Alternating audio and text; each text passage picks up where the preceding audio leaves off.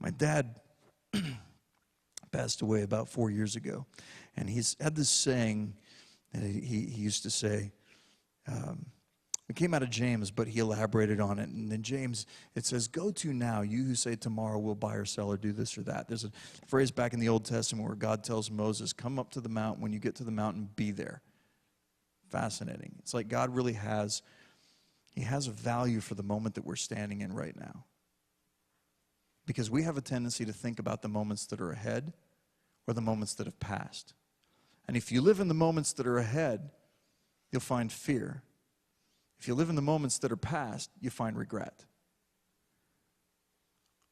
Like it's part of the intimidation factor of the lie of the devil, and that is this: if he can get you to regret yesterday and worry about tomorrow, he's completely blinded you to what you're standing in right now.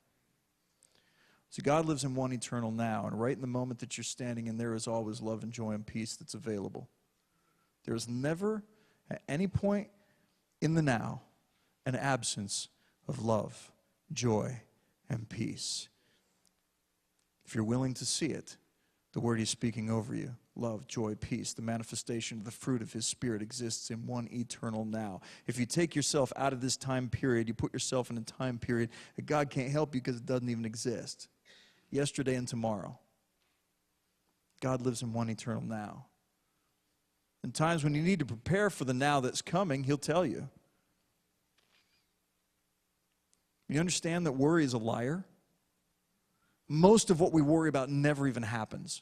If you had a friend that lied to you as much as fear and worry have, you completely sever that friendship. People say, "Well, you don't think worry has any value?" No. What if something happens? Then you suffered twice as much. Come on, listen.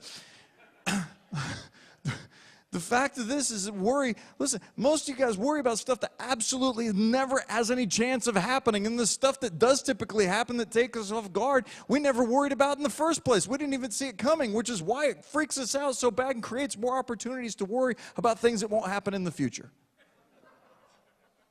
So now we stand in the now with what? Fullness of peace. These things I've spoken to you so that you might have peace. Spoken, past. I've prepared you now for the peace.